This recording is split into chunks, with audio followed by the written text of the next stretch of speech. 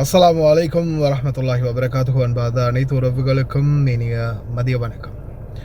மிக முக்கியமான ஒரு தகவல் ஒன்று, அதாவது இன்றைக்கி போனஸ் அப்படின்ற ஒன்று எல்லாருக்கிட்டையும் பரவலாக பேசு பொருளாக மாறி இருக்குது.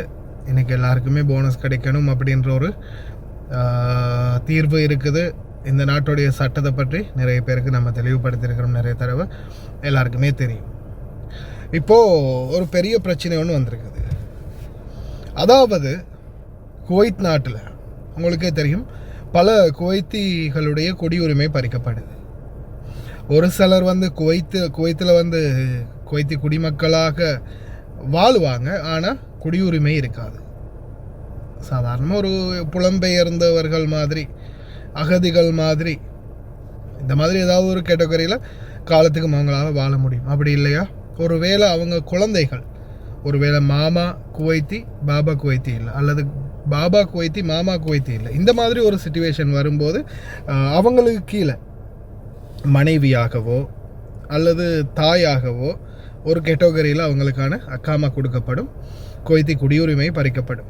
இப்போ வேறு நாட்டவர்களாக இருந்தால் அந்த நாட்டவர்களுக்கான குடியுரிமையில் அவங்க இந்த நாட்டில் காலத்துக்கும் வாழ்வாங்க. அக்காமா ரினுவல் பண்ணணும். ஆனால் அவங்க அஜ்னபி அப்படின்ற ஒரு கேட்டகரிக்குள்ளே போயிடுவாங்க. இப்போது ரீசெண்டாக நடந்த ஒரு சம்பவம், ஒரு சகோதரி வேலை செஞ்சுருக்கிறாங்க ஒரு வீட்டில், கிட்டத்தட்ட 7-8 வருஷமாக வேலை செஞ்சுருக்கிறாங்க. திடீர்னு அவங்களுடைய பாபா, அவங்களுக்கு இப்போ போகிறதுக்கான ஒரு முடிவு இல்லை, ஆனால் அவங்களுடைய கஃபில் ஸ்பான்சர் குடியுரிமை பறிக்கப்பட்ட ஒருத்தராக மாறிட்டார். இதுக்கப்புறமா இந்த சகோதரி இப்போ ரீசெண்டாக நாட்டுக்கு போகிறதுக்கு தயாராகி இருக்கிறாங்க. இவங்களுடைய அக்காமா, பாபாவோட பிரச்சனைக்கு பிறகு இவங்களுடைய அக்காமா பாபா இன்னொரு அவங்களுடைய ஃப்ரெண்டு குவைத்தியோட பேரில், இன்னொரு குவைத்தியோட பேரில் மாற்றி இருக்கிறாங்க. அப்போது என்ன ஆகுதுன்னு பார்த்தீங்கன்னா, குவைத்தியோட பேருக்கு மாற்றின பிறகு இவங்க அங்கே வேலை செஞ்சுக்கிட்டு இருந்திருக்கிறாங்க. இப்போ ரீசெண்டாக தான் நாட்டுக்கு போகணும் அப்படின்ற ஒரு முடிவை எடுத்து எனக்கிட்ட போனஸ் சம்மந்தமாக பேசினாங்க. அப்போ இந்த மாதிரி பண்ணணும் அப்படின்னு சொல்லி கடைசியாக இந்த டீட்டெயில்ஸை அமாலா மன்சிலியாவுக்கு ரெஃபர் பண்ணுறாங்க எம்பசியால். அனுப்பின பிறகு இன்னொன்று நல்லா தெரிஞ்சுக்கோங்க, அமாலா மன்சிலியாவுக்கு போட்டால் குறைஞ்சது இப்போ 1 மாதத்துலேருந்து 2 மாதமாவது இழுத்தடிக்குது போனஸுக்கு லெட்டர் போட்டால். ஏன்னா அமாலா மன்சிலியா மிச்சம் டிலே பண்ணுறாங்க. அதாவது போனஸுக்கு ரிக்வஸ்ட் பண்ணுறவங்க யாராக இருந்தாலும் குறைஞ்சது போகிறதுக்கு 1 மாதம் 1.5 மாதம் இருக்கும்போதே கஃபீல்கிட்ட சும்மா லைட்டாக பேச்சு கொடுத்து பார்த்துட்டு அப்படி எதுவும் இல்லை என்ற இதில் இருக்கிறாங்கன்ன முடிவுலேயே அமாலா மன்சிலியாவுக்கு லெட்டரை போடுறாங்க எம்பசிக்கு. அப்போது இவங்க ரிக்வஸ்ட் பண்ண பிறகு இவங்களுக்கு இன்னும் கான்ட்ராக்ட் பீரியட் முடியலை அப்படின்ற மாதிரி எம்பசியால் அந்த அமாலாவால் சொல்லியிருக்கிறாங்க. அப்படி என்னடா அது கான்ட்ராக்ட் பீரியட் முடியலை அப்படின்னு பார்த்தா, கிட்டத்தட்ட 1 வருஷம் தான் ஆகுது. இவங்க அக்காமா மாற்றி 2 வருஷம் முடிஞ்சால் தான் போனஸ் எடுக்கலாம் அப்படின்னு சொல்லியிருக்காங்க. பெரிய ஒரு குழப்பத்தில் என்னென்னு சொல்லும்போது, அப்போ நான் என்னன்றதை எம்பசியில் டீட்டெயில்ஸாக கேட்கும்போது தான் இதனுடைய விளக்கம் என்னென்னா, கஃபீல் இன்னொரு அந்த கஃபீல் ஸ்பான்சர்ஷிப் போனதால் இன்னொரு கஃபீலுக்கு மாற்றிருக்கிறாரு. மாற்றினதோடு என்னாகும், ஒரு ஸ்பான்சர்ட்ட இன்னொரு ஸ்பான்சருக்கு மாறும்போது பழைய ஸ்பான்சருடைய பெனிஃபிட் எல்லாம் கேன்சல். இப்போ நம்ம புதுசாக ஒருத்தர்கிட்ட மாதிரி அக்காமா அடிக்கிறோம்னா அந்த அக்காமா அடித்த நாளில் இருந்து தான் நம்மளுக்கு திருப்பி போனஸ் ஸ்டார்ட் ஆகும். நிறைய பேர் சிலர் அவங்க தம்பி பேருக்கு மாற்றி விடுவாங்க. வீட்டில் நிறைய பேர் அந்த ஸ்பான்சர்ஷிப்பை மாற்றுறதுக்குரிய முயற்சிகள் பண்ணுவாங்க. இது இந்த மாதிரி ஒன்று அவங்களுடைய அந்த குடியுரிமை பறிப்போனதால் இருக்கலாம், இல்லது சிலர் அவங்க குடும்பத்தில் யாராவது ஒருத்தருக்கு மாற்றி விடுவாங்க. இந்த மாதிரியான ஒரு பிரச்சனை இருக்குது.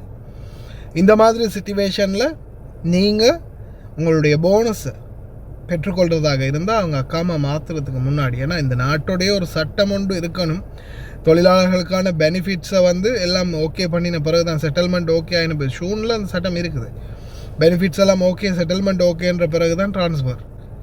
ஆனால் காதிம் தொழிலாளர்களுடைய நிலைமை இன்றைக்கும் அவல நிலையிலே தான் இருக்குது. ஏன்னா எந்த ஒரு சட்டமும் நம்மளுக்கு சரியான சாதகமாக அமைதே இல்லை. இஷ்டத்துக்கு கொண்டு போய் ஏர்போர்ட்டில் விடுறாங்க, இஷ்டத்துக்கு கேன்சல் அடித்து அனுப்புகிறாங்க, இஷ்டத்துக்கு பாஞ்சு போயிட்டோம்னு கேஸ் போடுறாங்க. ஏதாவது ஒன்று நம்மளுக்கு பாதமாகவும் அவங்களுக்கு சாதகமாகவும் தான் அமையுது. சட்டம் மூலமாக நம்ம ட்ரை பண்ணுறதாக இருந்தாலும் அதுக்கு நம்மளுக்கு சாதகமான பக்கம் இருக்கணும். மெயினாக நீங்கள் உங்களுடைய அக்காமா யாராவது ஒருத்தருக்கு கஃபீலுக்கு மாற்ற போகிறாங்க அப்படின்றது தெரிய வந்துச்சுன்னா உடனே நீங்கள் நான் ரெகுலராக உங்களுக்கு சொல்கிறது, நீங்கள் மெயினாக எதை பார்க்காட்டியும் சரி உங்களுடைய செஹல் அப்ளிகேஷன், அடுத்தது மொபைல் ஐடி அப்ளிகேஷன், ரெண்டையும் அடிக்கடி செக் பண்ணிக்கோங்க. ஏன்னா அதில் நம்மளுக்கு என்ன, நம்ம அதை பற்றி நிறைய பேர் வந்து கேர் எடுத்துக்கிறதே இல்லையே, கணக்கெடுக்கிறதே இல்லை. வந்தோமா வருஷ கணக்காக வேலை செஞ்சோமா, கடைசியாக போகிறோமா, அந்த டைமில் தான் ஏதாவது ஒன்று நம்மளுக்கு சாதகமாக ஏதாவது இருக்கா, இல்லை நம்மளுக்கு போனஸ் வேணுமே, நம்மளுக்கு சம்பளம் இத்தனை மாதம் கிடைக்க இருக்குது, இல்லை ஏதாவது பிரச்சனை இருக்குது அப்படின்றது அதை போகக்கிட்டவா தான் தேடுறதும் அதை பற்றி யோசிக்கிறது. ரெகுலராக அன்னன்னைக்கு நீங்கள் உங்களுடைய குடியிருப்பு டீட்டெயில்ஸை செக் பண்ணிக்கிட்டே இருங்க. உங்களுடைய பெனிஃபிட்ஸ் என்ன, உங்களுடைய அக்காமா டீட்டெயில்ஸ் என்ன, உங்களுடைய அக்காமா வெளியில் இருக்கா, கேன்சல் ஆகிடுச்சா, யாரையாவது பேருக்கு மாறி இருக்கா, மொபைல் ஐடியிலலாம் இங்கிலீஷ்லேயே டீட்டெயில்ஸ் வரும். அதனால் முடிஞ்ச வரைக்கும் செக் பண்ணிக்கிட்டே இருங்க. கோலொன்று வந்து கட் ஆகிடுச்சு, ஒரு வேலையாக வந்துடுச்சு. அதனால் தயவு செய்து முடிந்த வரைக்கும் உங்களுடைய சிவில் ஐடியை சரி பார்த்துக்கோங்க. போனஸ் ரிக்வெஸ்ட்டை வந்து ஒரு மாதத்துக்கு முன்னாடியே வைங்க.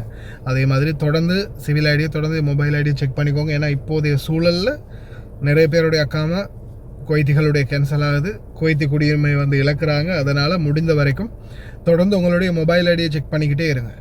அது உங்களுக்கு நல்ல ஒரு பெனிஃபிட். அதே மாதிரி போனஸ் ரிக்வெஸ்ட்டை மறந்துடாதீங்க. அப்படி ரிக்வெஸ்ட் பண்ணுறதா இருந்தால் குறைஞ்சது நீங்கள் இப்போ ஒரு மாதமாவது இருக்கும்போதாவது போகிறதுக்கு போனஸ் ரிக்வெஸ்ட்டை வைங்க. அதே மாதிரி ஒரு 2 வருஷம் முடிஞ்சு இன்னொரு மாதம் 2 மாதம் 3 மாதம் இருக்க சொல்கிறாங்கன்னா போனஸ் ரிக்வெஸ்ட் பண்ண போகிறீங்கன்னா தாராளமாக இருங்க, குருசு அடிக்க விடுங்க. ஏன்னா அக்காமா முடிஞ்சு நீங்கள் 2 வருஷம் கம்ப்ளீட் பண்ணின பிறகு தான் உங்களுக்கு போனஸ் கிடைக்கும் அப்படின்றதையும் ஞாபகம் வச்சுக்கோங்க. அதனால் அப்படி ஒரு மாதம் 2 மாதம் இருக்க சொன்னாங்கன்னா கொஞ்சம் பதட்டம் இல்லாமல் இருங்க. குருசு அடித்தாங்கன்னா நல்லது, போகும்போது அது கேன்சல் ஆகிடும். ஒருவேளை அக்காமா அடித்தாலும் நம்ம போனஸ் எடுக்கும்போது கேன்சல் பண்ண சொல்லி ரிக்வெஸ்ட் வைக்கலாம், ஞாபகம் வச்சுக்கோங்க.